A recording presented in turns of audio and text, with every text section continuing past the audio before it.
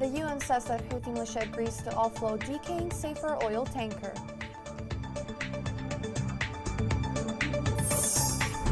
Houthi militia continues to shell populated areas in Hajjah.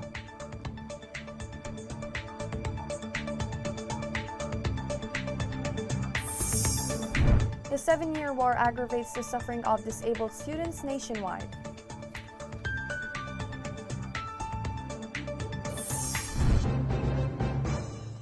Welcome to Yemen Today TV. This is the English news with me, Shaz Abdelbay.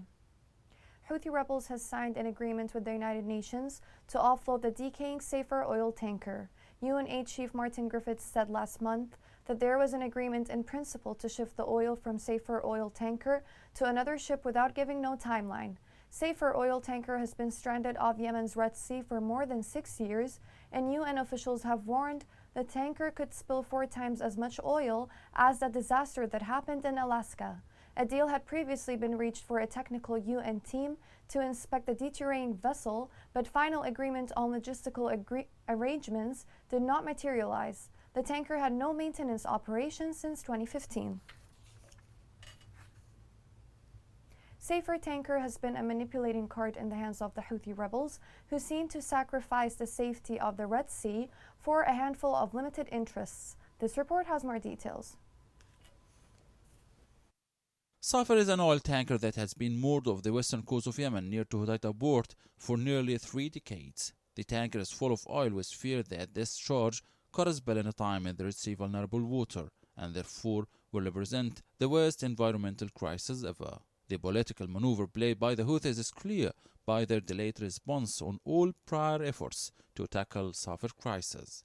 They have been using the imminent threat of a catastrophic oil spill from Safar as a bargaining chip for their political leverage and blackmailing. The value of the oil, estimated to be roughly $70 million United States dollar, has become a point of contention in negotiations between the Houthis and the Yemeni government.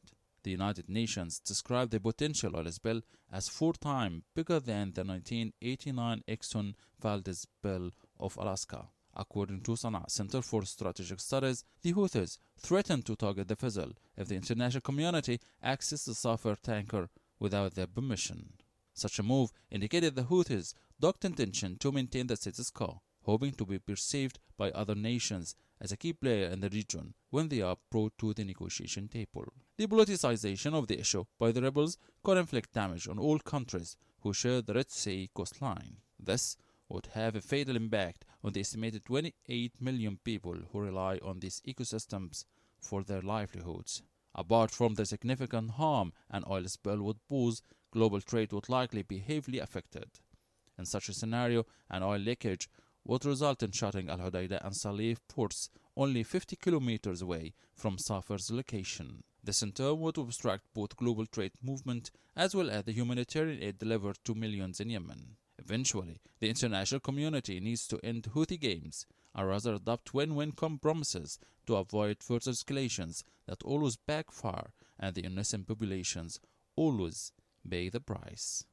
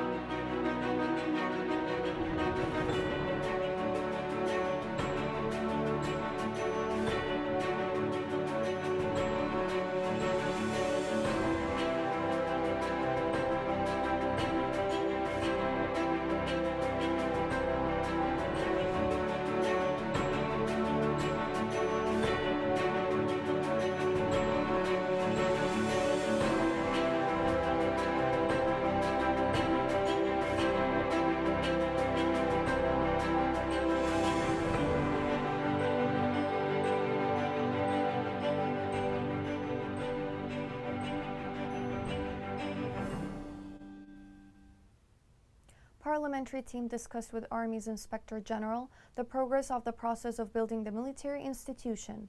The committee valued the great efforts made by the Yemeni armed forces in the field, stressing that those sacrifices will end in desired victory. The Houthi militia launched a campaign of arrests targeting citizens in Sana'a. The campaign had slogans calling for the departure of the Houthi militia that were seen written on the walls in the capital. Local sources said the militia had deployed security units to confront any popular uprising that would demand its departure. The Houthi militia bombed residential areas and villages in Hajjah, northwest of Yemen. Local sources said the Houthi militia bombed with a ballistic missile residential villages in Hayran district. They pointed out that the Houthi bombing killed 3 civilians and seriously injured 2 children. The Houthi militia targeted a hospital in Nu'man district in Al-Baida in central Yemen. The hospital director said the militia fired 2 missiles targeting the hospital while it was overcrowded with patients. He indicated that the militia's attack caused material damage and a state of fear and panic. He pointed out that the hospital was evacuated, and he blamed the Houthi rebels for targeting a service facility that is far from any military site.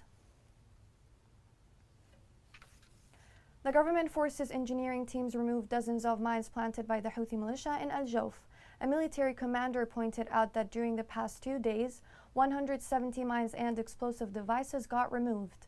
The mines planted by the Houthi militia have killed about 7,000 Yemeni citizens, including women and children, according to human rights reports. Masam project removed 1,086 mines during the first week of March. The project indicated that the total Houthi mines and explosive devices that were removed in Yemen reached more than 322,000. With the continuation of the conflict in Yemen, disabled students in Hadramaut suffer greatly. Although their school lack basic logistics, they are determined to study. This report has more details. In their lives, there are many tragedies and suffering, mixed with persistence and determination to achieve the goal of science and knowledge. This is what the student Muhammad Abdullah experiences every day, from the time he leaves his home to the bus as a student with special needs. Many difficulties did not stand in the way of his insistence on continuing his education, through a wheelchair helping him to walk to El Hayma school for people with disabilities. The school bus comes to collect me daily.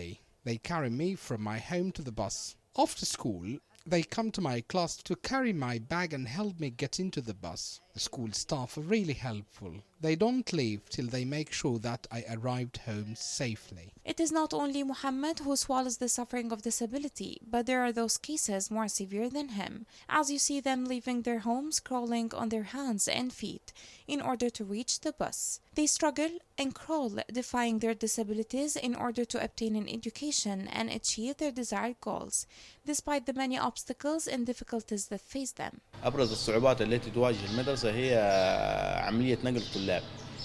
One of the most challenging things that the school faces is the process of transporting students. Transportation costs the school a lot of money due to the increase of transportation fees, fuel prices, and the cost of spare parts for their own buses. We face many difficulties while picking up students from their homes. We need to have a special kind of buses to make it easy for the students to go with their wheelchairs inside the bus. Also, we lack some of the school facilities, such as classroom screens, computers, and labs. We need entertaining games and activities to stimulate intelligence. We also need diapers for some of the disabled students. The life of people with special needs as students looking for education is very challenging. There are cases where they do not find someone to help them move and ascend, not to mention other needs required by their school located in one of the suburbs of Sayoun city in Hadramaut. Attention to this segment of people with special needs is an important matter that requires the concerned authorities to look at them with responsibility and provide the requirements and needs in a way that facilitates the process of their access to education, because they have the will and determination, and they have the right to obtain their rights similar to the rest of the segments of the society.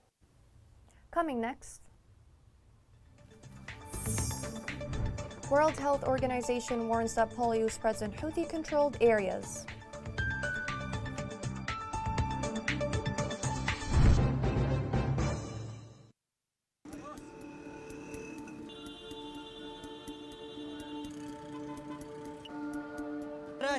الواحد 120,000 والكيس الدقيق ب18,000 والكيس السكر اليوم ب20,000.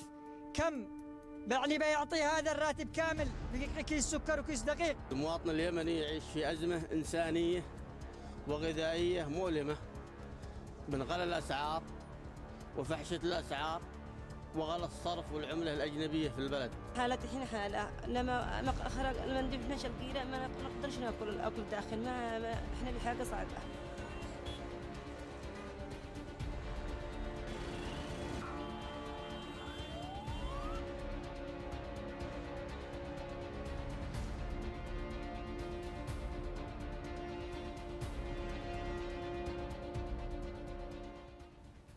Welcome back. Special envoy for the United Nations High Commissioner for Refugees, Angelina Jolie, arrived in Aden today.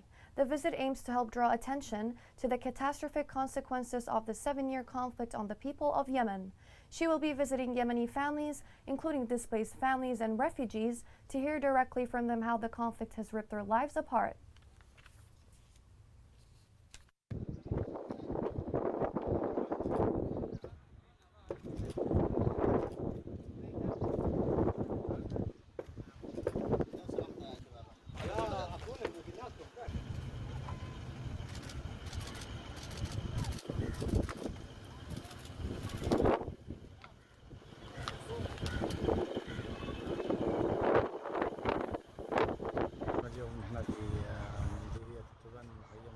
We've come today to accompany the UN humanitarian official in her visit to see the burden of displaced people here.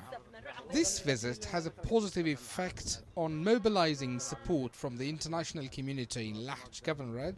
This visit has a positive effect in terms of mobilizing international community's support for people in Lahj Governorate and support displaced people who live in really difficult circumstances. This is a starting point for a new phase for mobilizing international support for Yemen in these difficult conditions amid the conflict in the country, especially with the coming donors conference by mid of this March. Displaced people in Yemen continue to form a massive humanitarian crisis in Yemen. With more than 4 million people displaced, neither the government nor international aid agencies have met their needs. This report has more details.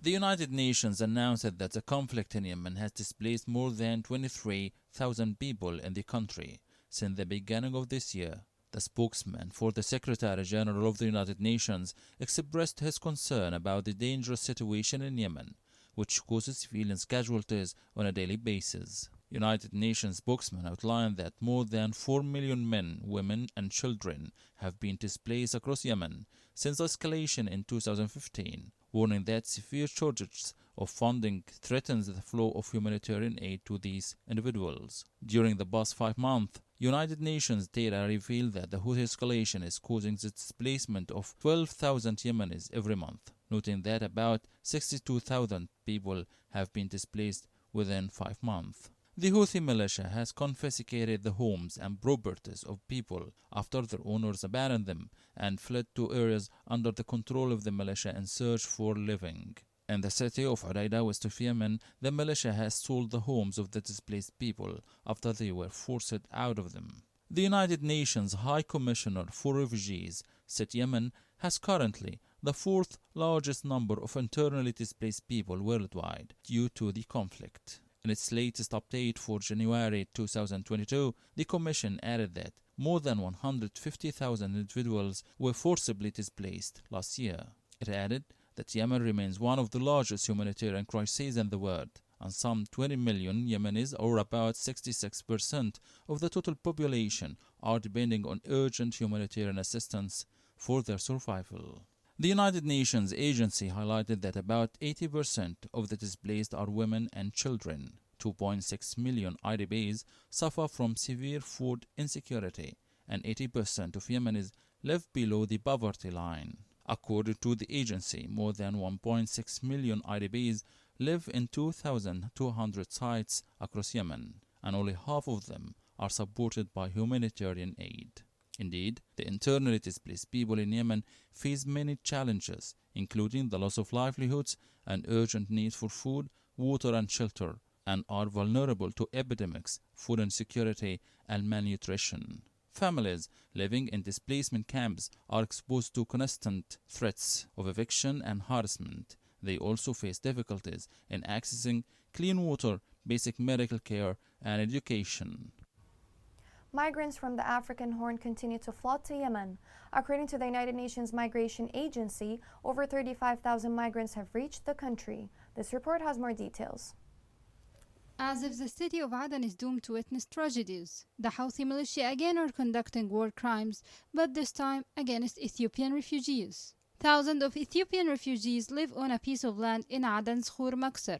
Many of them were forcibly displaced as the militia has burned their detention center in Sana'a, which resorted around 900 migrants. These migrants were detained due to their refusal to contribute in the ongoing conflicts on the fronts of the militia. 3 African refugees are lying down now in Khor Maksar area, and they were found washing their children's clothes in the tents, of which are made of tree branches and threadbare cloth. This dramatic scene reflects on the full picture of the country's catastrophe, which is erupted by the Houthi militia. The refugees in Khor Maksar rely on donations from the residents, and they have offered to wash cars. They complain of the minor donations provided by the International Organization for Migration and United Nations High Commissioner for Refugees. The International Organization for Migration in Yemen has said that, in spite of the raging conflict there, the country is still a main crossing for migrants from the Horn of Africa.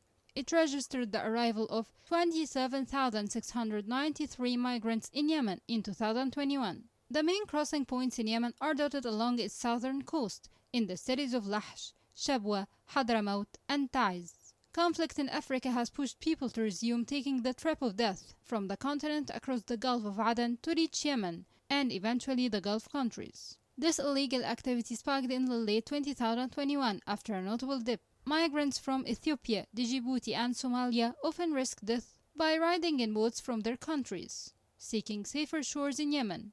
They begin their dangerous journey from Ethiopia, departing towards the Mandeb Strait and reaching Lahj and Taiz shores. Wars always push people from bad to worse, as they knock on new doors in an attempt to find hope. However, they are driven to fate worse than they expected on Yemen's coastal shores. Members of the military and security institutions in a number of liberated Yemeni regions called upon the government to pay their delayed salaries. They reported that the salaries for some military and security units are delayed for about 1 whole year. They accused the Ministries of Defense, Interior, and Finance, in addition to the central bank, of blocking and delaying the payment of their salaries for months at a time when the country is witnessing a huge rise in food prices and other basic needs. The Union of Oil Importers confirmed that the Houthi militia is involved in creating a fuel crisis in Sana'a and the rest of the Houthi-controlled areas. The union indicated that the leaders of the Houthis blocked the arrival of fuel and are keeping quantities of oil derivatives in 2 facilities in Sana'a and refused to sell them. Gunmen in Yemen have kidnapped 2 foreign employees of Doctors Without Borders in eastern Hadramaut. The medical charity said it lost contact with some of its staff in Yemen, citing concern over their safety. The security source said the employees were a German and a Mexican and were taken from their car by gunmen that security forces believed to be linked to Al-Qaeda. The UN declared a polio outbreak in Yemen with children most at risk. In countries with low vaccination rates like Yemen, polio virus can spread, causing paralysis. This report has more details. Yemen is currently experiencing outbreaks of poliovirus type 1 and type 2, as the Global Polio Eradication Initiative warns of polio outbreaks in areas under the Houthi militia control. GPEI issued a statement stating that the 2 poliovirus strains emerge in populations with low immunity, and both can result in lifelong paralysis and even death. The Eastern Mediterranean Ministerial Regional Committee on Polio Eradication issued a statement expressing deep concern around these expanding outbreaks and requesting all authorities in Yemen to facilitate the resumption of house-to-house vaccination campaigns in all areas. The GPEI has further urged the Houthi leaders to conduct high-quality house-to-house vaccination campaigns to stop the 2 concurrent outbreaks as soon as possible. Yemeni children face no shortage of threats, as they are confronting prolonged conflict, devastating healthcare system, hunger, malnutrition, and diseases. However, Polio is one disease that can easily be prevented if the precautionary procedures are taken into consideration before the virus reaches the poor children. The vaccination response must achieve at least 90% of children vaccinated repeatedly with polio vaccine to protect them from polio and prevent seeding new vaccine-driven emergencies. Last month, the Yemeni Health Ministry completed a polio vaccination campaign that included more than 2 million children in 12 governorates under legitimacy control, with an 86% rate of the general target. The ministry hoped to exceed the 90% barrier by the first round and announced its willingness to implement a second round a month from now. However, the militia continues to prevent children from their little rights in life by getting vaccinated in areas under their control. Here's a reminder of the main headlines. The UN says that Houthi militia agrees to offload decaying safer oil tanker.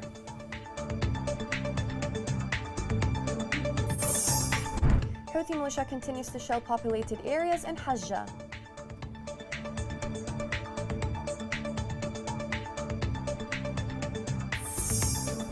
The 7-year war aggravates the suffering of disabled students nationwide.